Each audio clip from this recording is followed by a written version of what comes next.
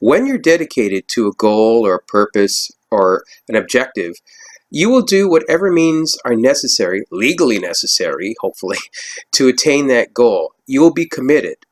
It's not like trying or just being interested in doing something. It's actually committing and having the discipline to go through and see that through. In my last video, I spoke about time being an asset as well as money. Time and money are actually amplifiers. You've probably heard this before, in that if you get it, it will only amplify what your true nature is. So if, take for instance, you're disorganized and you just haven't really found a purpose in life, people think, well, if I had all this money or all this time, I could make a success of myself. But if you haven't got it together, when you don't have these things, time nor money, once you do get the time and money or money, you will find that this will amplify your problems more than solve your problems. So the whole thing is you have to get it together before you come into this extra time or extra money, or before you can realize having extra time and extra money. Having said that, this particular video, I want to discuss with you time. In essence, I'm going to hopefully make you your own time lord or time lady, as the case may be. The first thing to do is you actually have to focus on what you want to achieve, and prioritize them. So let's talk to that. Let's speak to those points. First of all, you have to make a to-do list. Now, I know you say, oh yeah, I've done a to-do list before, but this to-do list is an action-oriented to-do list, in that we have the item or description of what you have to do, but then we also have an estimated completion date. So when would you estimate that it would take you from today to getting it to complete it? So if it takes you 2 weeks, it would probably be 2 weeks from today. If it's 3 weeks, you'd estimate 3 weeks. And then you actually have actual completion. Now, just because you don't meet your estimated completion date doesn't mean that you stop and give up. It means you just keep on going through it and working through it. And then once you do finish it, you actually put the actual completion date in here. This sort of gives you an idea of what your capabilities are. Whenever you do a project, whenever you do anything, generally don't look at it just as getting a task done. Look at it as a learning experience. The journey is just as important as is the destination. Remember that in life.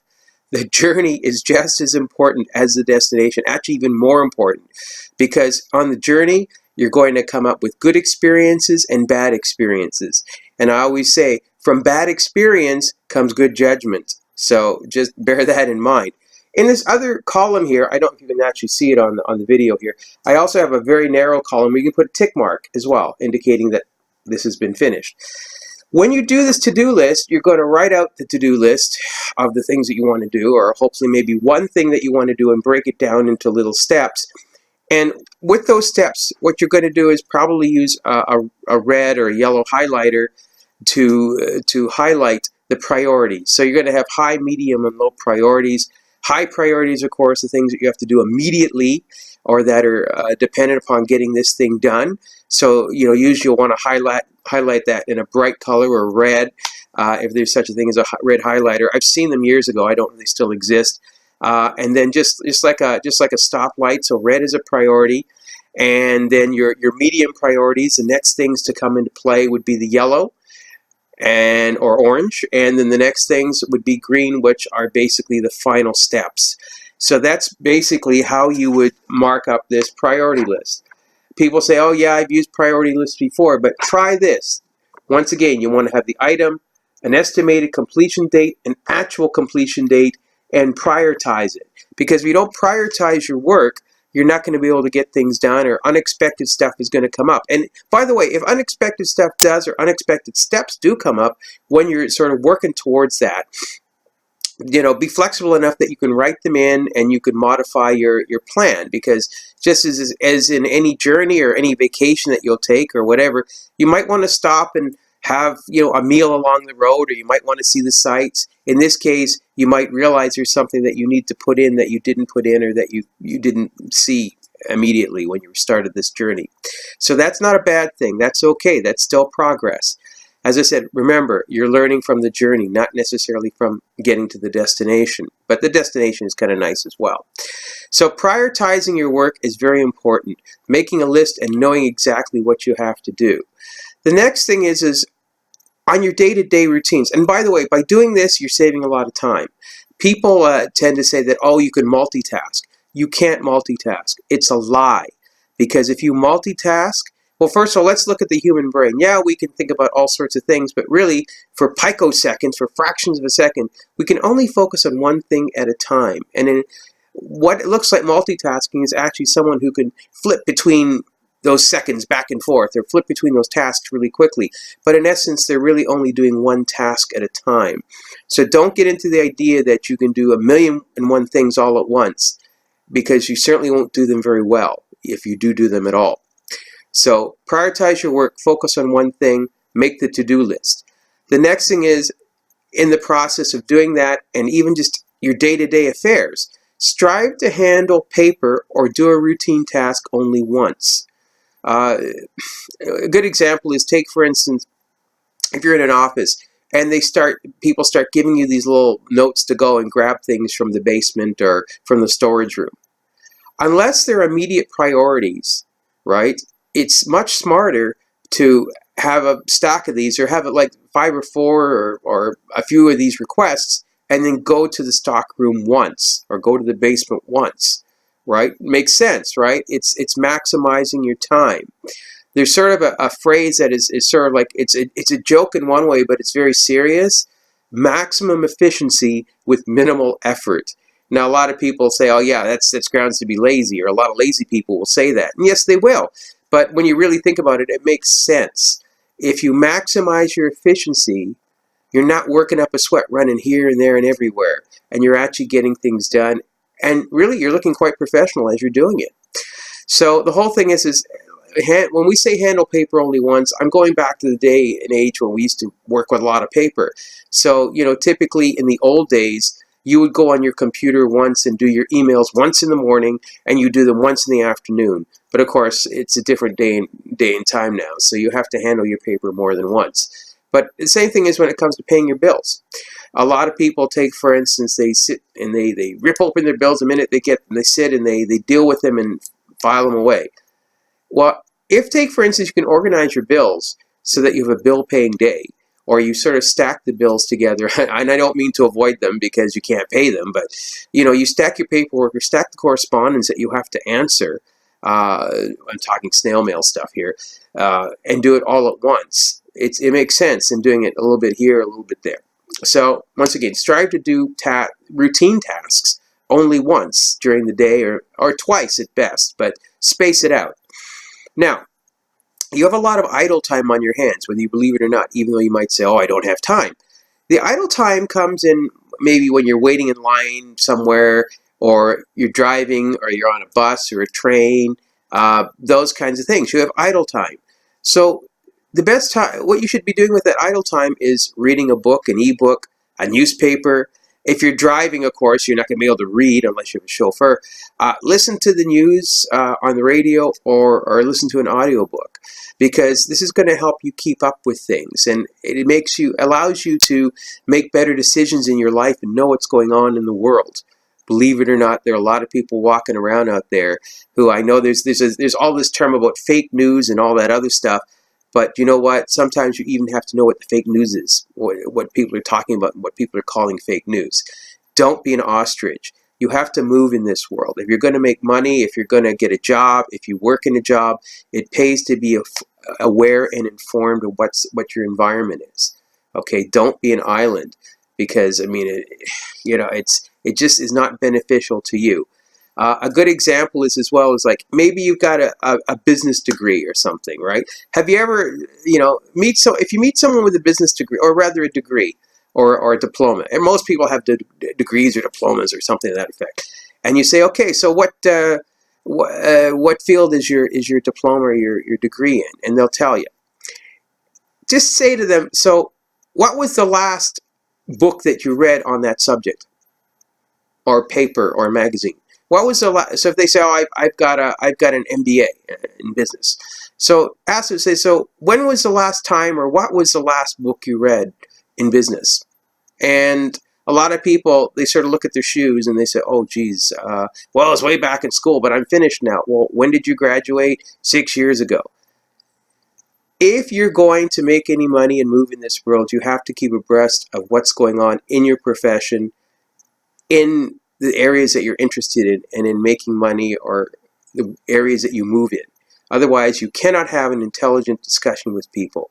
You cannot progress in your craft, in your profession. So it's very important that you use the idle time to, as I said, to listen to an ebook, listen to an audiobook, read an ebook rather, read a newspaper, keep abreast of what's going on. This is critical. And, even if you get snippets of it, it's all to your benefit. This is maximizing your time because you're going to see opportunities that you didn't see before. Trust me. And you'll be able to make connections that you weren't able to make before because you're going to start thinking, and I hate to use this phrase, out of the box. Now, the other thing is people say, "I don't have time." Well, if I could give you an extra 5 hours to do whatever you wanted to do, right? But I mean, don't waste these 5 hours. If I give you an extra 5 hours to do whatever you want to do a week, would you do it? Would you use it wisely? Well, I'm going to tell you how you do that. You get up an hour early. Don't hit the snooze button. Don't roll over. Be disciplined. If you're laser focused, if it means that much to you, you're going to be dedicated. You're going to be committed. Get up an hour early. And when you get up that hour early, you turn off your phone. You turn off your Wi-Fi on your computer. Don't check the emails. In my day, like when I was younger, I mean, we had typewriters, right? And the great thing with a typewriter, if I sat down to write a book or an article or a letter, I would sit down and write the book or article or letter. Why? Because I wasn't at a keyboard like a computer saying, "Oh, geez, I'm on the computer. Let me check my Facebook." Or I get notifications on other social media. Or I get a little email icon popping up distracting me when I'm trying to get this thing out. That was the great thing with the typewriter. It was a single purpose thing. It was laser focus. Maybe you got to take that old school example and put it into what you do every day. But if you get up an hour early and you're going to do some work on a computer, if you're a writer or whatever you do, graphic designer on a computer, turn off the Wi-Fi, turn off or put it on bedside or whatever, or mute your phone, your smartphone, and for an hour, you are out of service. You are just being creative. You are doing what you have to do. This is your hour. And at the end of 5 days, a work week, 5 days, right? 5 business days, you will have actually had 5 hours of actual extra time, so to speak, to do what you've had to do your project. Now come back and tell me that you don't have time to pursue your dream or write that book or create whatever it is you're trying to create. You have 5 extra hours. And if you're really fanatical, you could work it into an extra hour on the weekend. So in any case, this is how you get 5 extra hours. And a lot of people, a lot of wealthy people that I know, a lot of people I know from the various clubs I belong to, and even speaking engagements, this is what they do. This is what successful people do. You get up early, and people say, "Well, you stay up late." Well, not that late. I still like to get to bed at a decent hour. But nonetheless, that's what you do. So this is how you get an extra 5 hours a week. And 5 hours a week, you know what 5 hours a week is? That's 210 hours. 210? 210 hours extra a year. 210. Can you imagine what you can do with 210 hours extra a year? What could you show for it? What could you perfect? Maybe you want to use it to study, take an online course. Maybe you wanted to write that novel or that book that you've always wanted. It all depends. Whatever you want to do, that you've got now 5 extra hours. And if you commit to it and don't hit the snooze button and you start, don't be discouraged the first couple weeks that you sort of slag off a little bit. But by all means, give it a go, make it a habit, and you will find that you'll be very productive and you will reach a goal. Another thing as well is not only do you get up an hour early, but go to bed a half hour later. And people say, oh, you're cutting into my valuable sleep time. Well, you got to think about this. Why are you going to bed a half hour early? Because what you're going to do is an extra half hour, or rather half hour later. Don't go to bed a half hour early. Go to bed a half hour later, rather. I'm sorry, but I get wound up in this here. If you go to bed a half hour later, this is exactly what you're going to do. You're going to plan your next day. You sort of lay out in your mind what you're going to do with that extra hour when you get up, but as well as what you're going to do at work, what you're going to do with everything else for that day. Plan that day, right? Lay out your clothes, your jewelry, your reports, your briefcase, whatever it is you do or whatever it is you need for that morning. Be prepared. So you're going to plan your next day. But also what you're going to do is you're going to reflect on what you did that day. You're going to reflect and say, was this a good day? What did I accomplish personally? Right? And if you're sort of hard pressed to say, well, how you made a difference or what you learned or what you accomplished or what you did that day, then it's time to sort of go back and look at your day. And it doesn't matter whether you work for yourself, whether you're not working, whether you go to school, whether you are working for somebody else. You really have to have something that you've accomplished each day. You have to make a point, whether that accomplishment is, self-improvement, in that you've read a book or you've learned something new, or whether that's actually helping a customer or a client, or whether that's simply learning something new or making a friend or exchanging ideas with someone else. But every day, make it your goal to go out and have something that you can say, hey, it's an accomplishment. Doesn't have to be a big thing, but just something small. So that's basically how you can manage your time, or at least time tips from my corner anyway. Hopefully I've given you some ideas, some food for thought. That's the whole idea of these little videos that I do.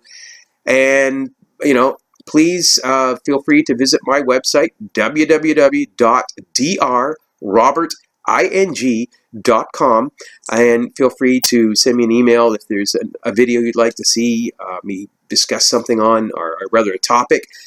And as well, please don't forget to like down there this video and share it with your friends. So that's basically it. Once again, to your success, and thanks again for watching. All the best.